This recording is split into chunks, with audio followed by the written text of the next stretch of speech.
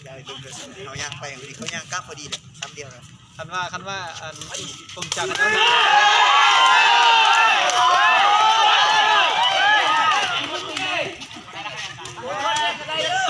ตีเนี่ยมันนี่นะตีได้โอ้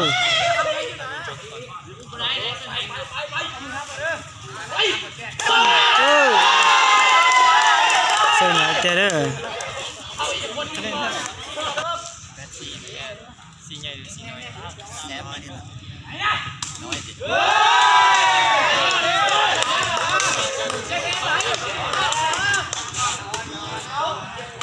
ตีดอกตี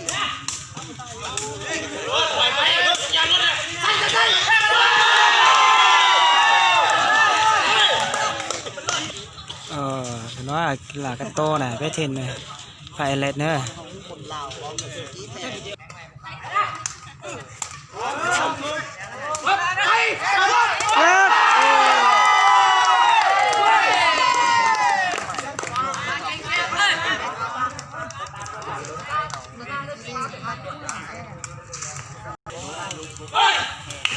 บอกช้าแก่นะ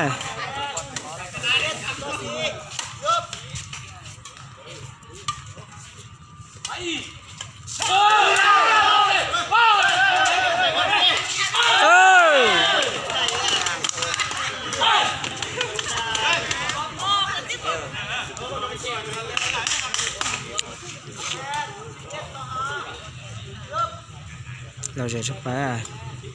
นู่นหน่อยไอยอยคณะโคโซนะ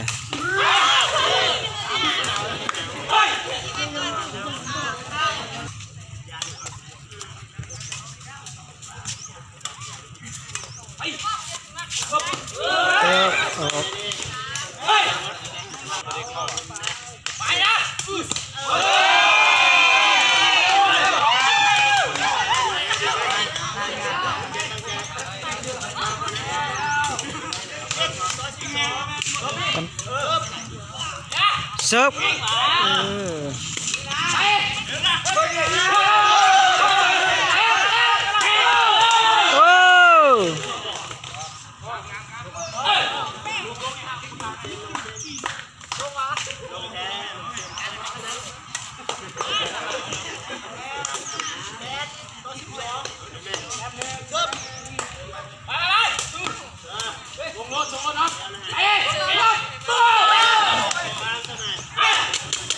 เดี๋ยวครับ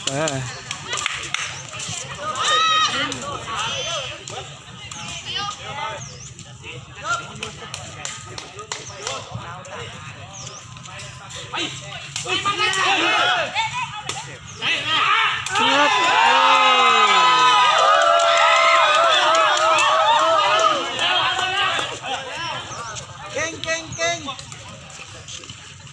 ไป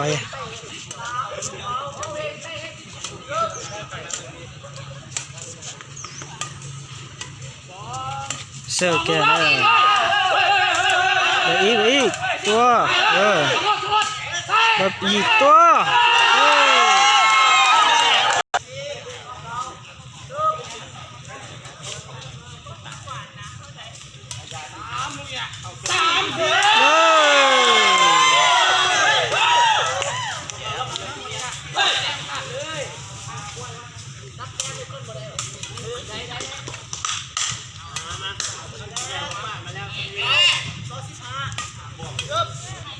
สิบซึกมาเป๊ก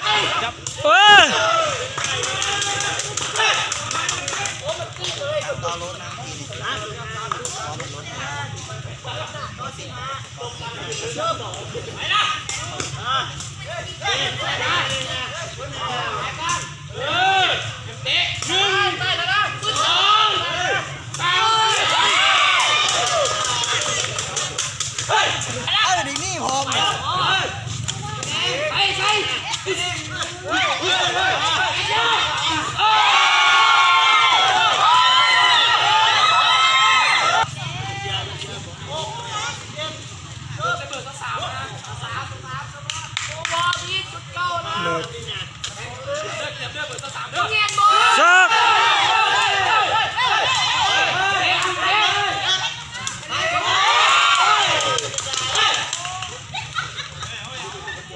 เต้นจ้ะ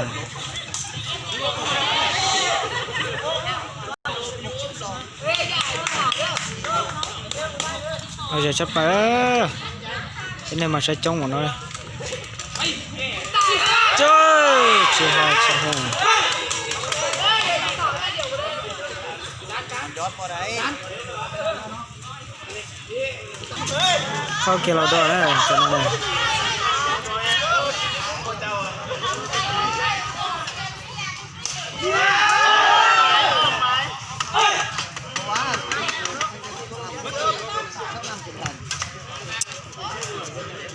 ต้องเสร็จ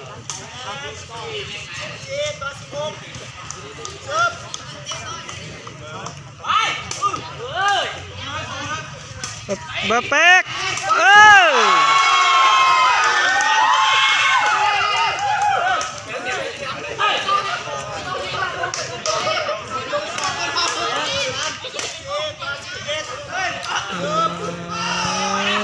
เถิด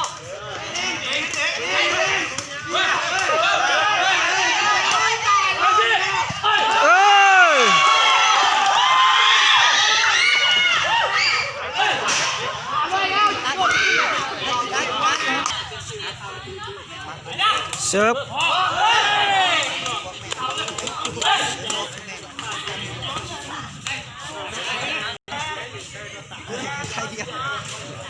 เดี๋ยวชัดไปเสิร์ฟ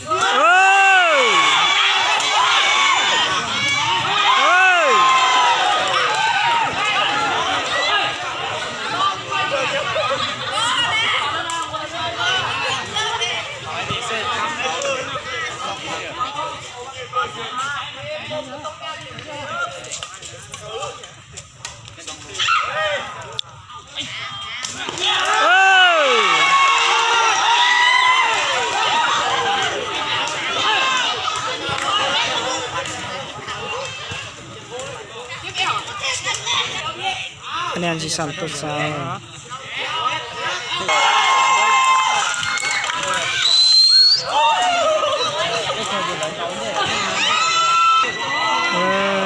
ชนะแล้วเด้อ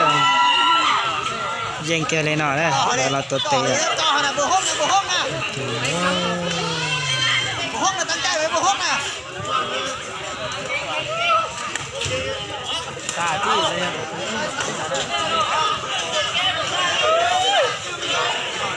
เลยอย่าเน้นตัวเสีย